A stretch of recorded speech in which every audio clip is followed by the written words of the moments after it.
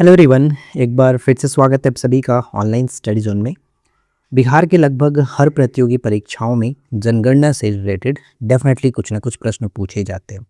और बिहार जनगणना 2011 तो एक ऐसा टॉपिक बन चुका है जिसे नज़रअंदाज करना बहुत बड़ी गलती हो सकती है। आज की इस क्लास में हम कुल जनसंख्या, साक्षरता दर, लिंगानुपात, जनसंख्या घनत्व, साथ ही साथ जिलावार महत्वपूर्ण आंकड़े और एक्सपेक्टेड जो परीक्षा के लिए जो क्वेश्चन हो सकते हैं उन्हें हम विस्तार से समझेंगे। तो इस वीडियो को एंड तक आप देखिए और खुद लास्ट में बताइएगा कि वीडियो कैसा लगा। तो चलिए फिर स्टार्ट करते हैं। फटाफट कॉपी पेन लेकर के बैठ जाइए, जो इंपॉर्टेंट चीज़ें होंगी आप उसे नोट डाउन करते चलना। तो जनगणना 2011 इंपॉर्टेंट क्यों है? क्योंकि इससे अभी तक इसके बाद की कोई जनगणना नहीं हुई है। जो हमेशा हमें पता था कि 10 साल में एक जनगणना होती है, लेकिन हम जब से अभी तक प्रिपरेशन करते हैं तो उसके बाद कोई जनगणना नहीं हुआ। तो हम इसी चीज़ों पर फोकस करेंगे। तो सबसे पहले बात करते हैं कि बिहार की जो जनसंख्या है वो लगभग कितनी है। सबसे पहला आंकड़ा हमें ये देखने को मिलता है। जनसंख्या के बारे में बात करने से पहले एक चीज़ हम बात कर लेते हैं कि जो ये जनगणना 2011 था वो स्वतंत्रता के बाद बिहार की 7वीं जनगणना थी। ये आपको ध्यान रखना है, ठीक है। 7th जनगणना थी, हर 10 साल पर होता है। तो स्वतंत्रता के बाद 1951 में हुआ होगा, उसके बाद 61, 71, 81, 91, 2001 और उसके बाद 2011।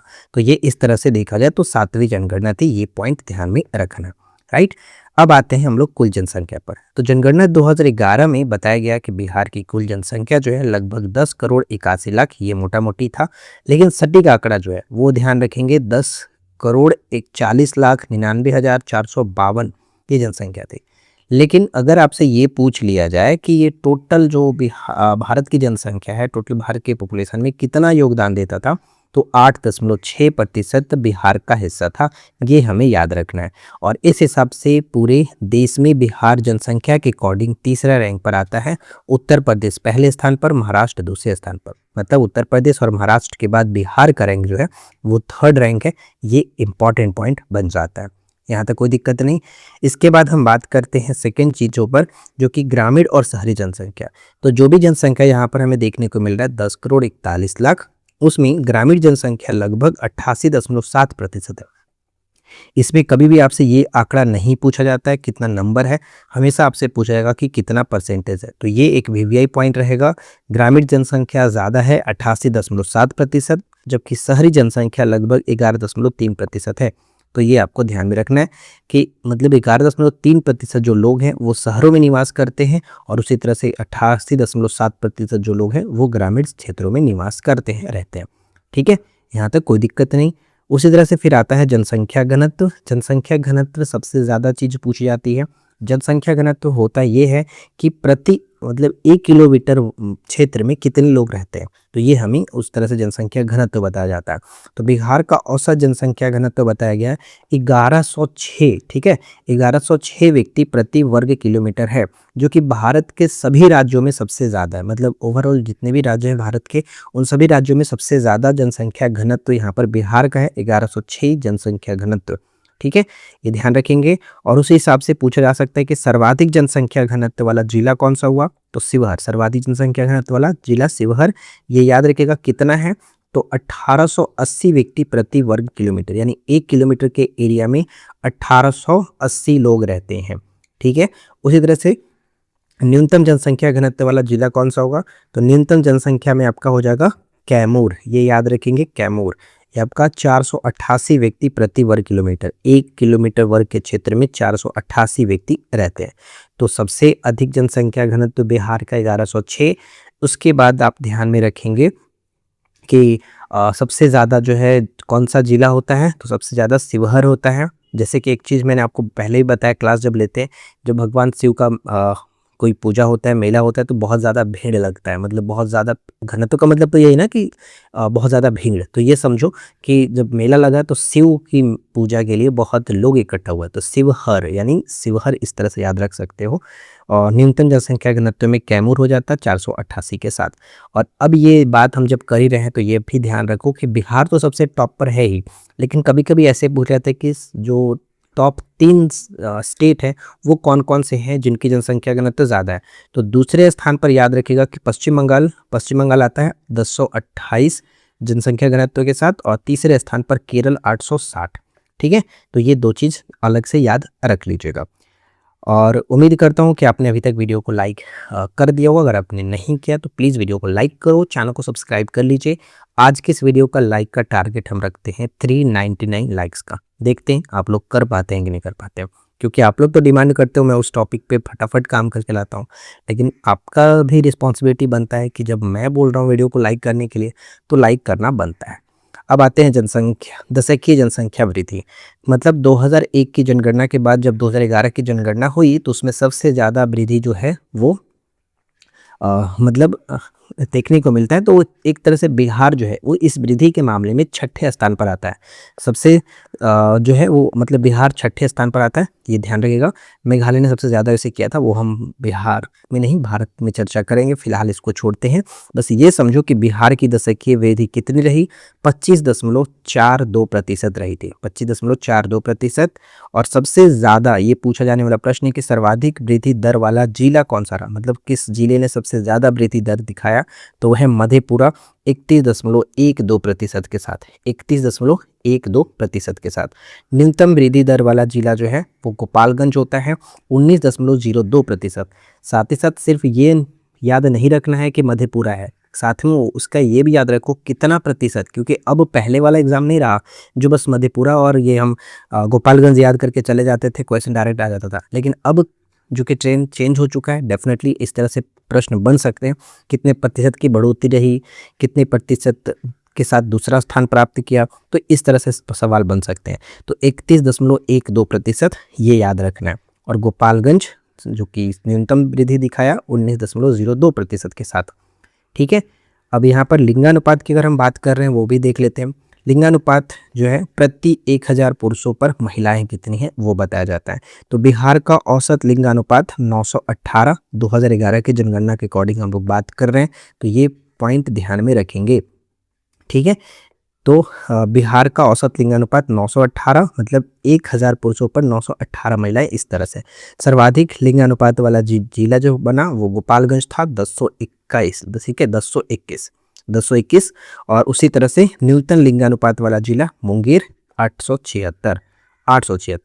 यहाँ तक कोई दिक्कत नहीं। और अब एक चीज़ आगे बढ़ने से पहले हम बात कर लेते हैं कि जैसे कि चलो जनसंख्या का हम बात जब कर ही रहे थे तो यहाँ पर देख लेते हैं कि अनुसूचित जाति, एक एससी होते हैं और एक एसटी होते हैं, ये तो आपको पता है। तो अनुसूचित जाति जिसे हम लोग एससी कहते हैं और अनुसूचित जनजाति जिसको एसटी कहा जाता है, शेड्यूल ट्राइब। ठीक है, तो अनुसूचित जाति हमारे पूरे बिहार में कितना है, तो 15.9%, ये याद रखिएगा, 15.9%। और सर्वाधिक जो शेड्यूल कास्ट है, अनुसूचित जाति की जनसंख्या जो है वो किस जिले में देखने को मिलता है, तो गया जिले में सबसे ज़्यादा देखने को मिलता है। और एससी हो या फिर एसटी हो, दोनों की जनसंख्या न्यूनतम हमें देखने को मिलता है शिवहर में, ये ध्यान रखेंगे। और देखो ऐसे भी प्रश्न बन सकता है कि सर्वाधिक जो शेड्यूल कास्ट वाले प्रतिशत वाली जनसंख्या सबसे ज़्यादा कहाँ पर है, तो वो भी आपका गया में ही है। मतलब चाहे नॉर्मल जनसंख्या पूछे या फिर प्रतिशत के अकॉर्डिंग पूछे, दोनों में आपका गया यहाँ पर होगा। उसी तरह से नेक्स्ट पॉइंट पे देख सकते हैं कि अनुसूचित जनजाति की टोटल प्रतिशत कितना है, तो टोटल जनसंख्या का 1.3% जनजाति है, शेड्यूल ट्राइब है। और सर्वाधिक एसटी जो कि पश्चिमी चंपारण के अंतर्गत देखने को मिलता है, वेस्ट चंपारण यहाँ पर मैंने लिखा है। और उसी तरह से एसटी प्रतिशत में भी वेस्ट चंपारण ही होगा, ये याद रखेंगे, पश्चिमी चंपारण। जैसा कि मैंने आपको बताया कि न्यूनतम एससी या फिर एसटी की जो जनसंख्या है वो आपका शिवहर में देखने को मिलता है। तो ये डाटा एज इट इज़ इसी तरह से याद रख लीजिएगा। 15.9% एससी है, 1.3% एसटी है। ठीक है, और एससी में सबसे ज़्यादा जो कि गया है प्रतिशत में भी और नॉर्मल जनसंख्या में भी। और उसी तरह से सर्वाधिक एसटी में अगर पूछा जाए तो पश्चिमी चंपारण, प्रतिशत में भी एसटी में आपका पश्चिमी चंपारण। ठीक है, अब नॉर्मल जनसंख्या जो लिंगानुपात आपने देखा वो 918 था, लेकिन अगर शिशु लिंगानुपात की अगर हम बात करते हैं, शिशु लिंगानुपात में 0 से 6 वर्ष तक की आयु को रखा जाता है, तो बिहार का औसत शिशु लिंगानुपात 935 हो जाता है, ये याद रखिएगा, 935। सर्वाधिक शिशु लिंगानुपात वाला जो जिला है वो किशनगंज 971, और न्यूनतम शिशु लिंगानुपात वाला जो जिला है वो वैशाली होगा 904। तो ये बहुत महत्वपूर्ण पॉइंट है, चारों कन्फ्यूज़न कर सकता है।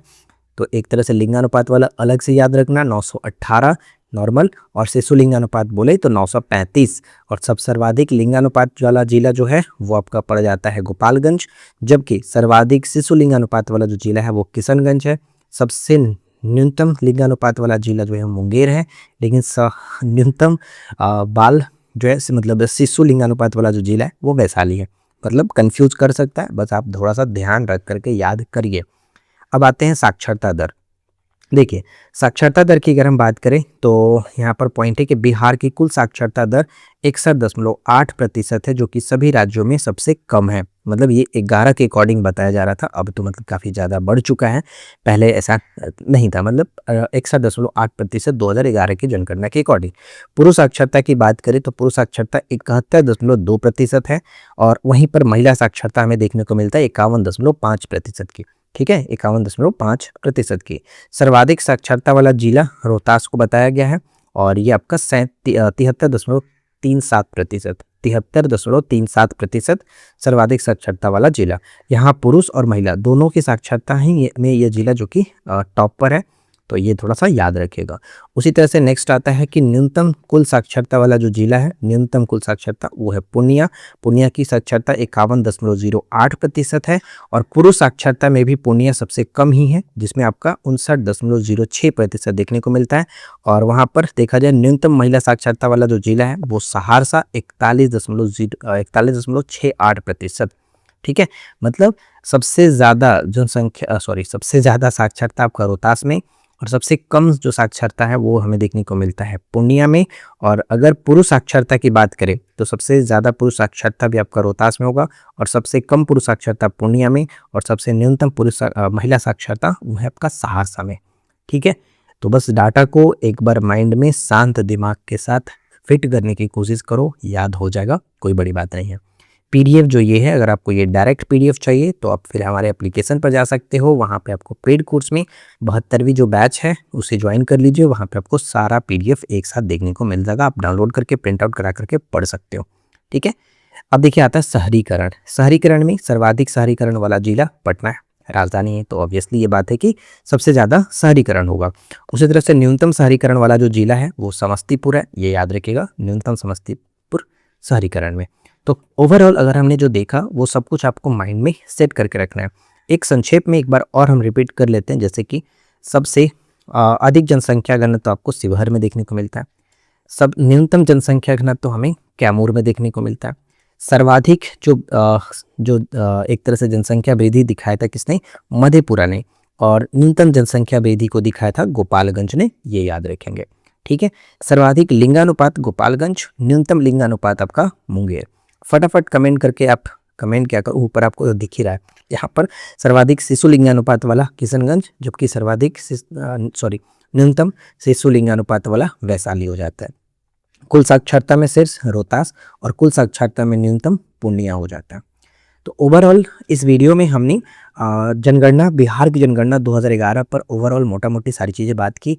अब मैं आपको एमसीक्यू प्रोवाइड कराऊंगा और बताऊंगा कि एमसीक्यू किस तरह से क्वेश्चन पूछे जा सकते हैं स्टेटमेंट वाइज, क्योंकि अब तो स्टेटमेंट वाइज का ही ट्रेंड चल रहा, तो हम आपको स्टेटमेंट वाइज ही क्वेश्चन कराएंगे, ताकि आपको एग्ज़ाम वाली फीलिंग आ सके और आपके अंदर जो डर बैठा है कि एग्ज़ाम में स्टेटमेंट जो क्वेश्चन होते हैं किस तरह से हैंडल करना है, तो आप प्रैक्टिस करते रहोगे तो वो सारी चीज़ें समझ में आ जाती हैं, और आपके अंदर जो अंदर से बैठा हुआ है ना कि डर लगने वाला, वो चीज़ निकल जाता है। तो बस आप आराम से वीडियो को देखिए, चीज़ों को समझिए, और हम आपके साथ यहाँ पर हैं।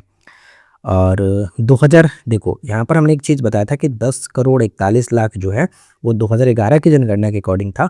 तो 2023 के जातिगत जब जनगणना हुआ है, क्या इस पर भी वीडियो आप चाहते हैं? तो फटाफट कमेंट कर देना कि जातिगत बिहार की जातिगत जो जनगणना हाल फिलहाल में 23 में हुई थी, तो उस पर भी एक वीडियो चाहते हो तो कमेंट करना। लेकिन उसके अकॉर्डिंग मैं आपको बता दूं कि जब जनगणना ये हुई थी तो ऐसा बताया गया कि बिहार की जो जनसंख्या है वो करीब अब 13 करोड़ के आसपास पहुँच चुकी है। ठीक है, लेकिन प्रश्न में जिस तरह से पूछा जाए आप उसे देखना क्या पूछा जा रहा है। तो ओवरऑल आज की इस वीडियो में इतना ही फ्रेंड्स, मिलते हैं नेक्स्ट वीडियो में नए टॉपिक के साथ। Thanks for watching, keep learning, have a good day.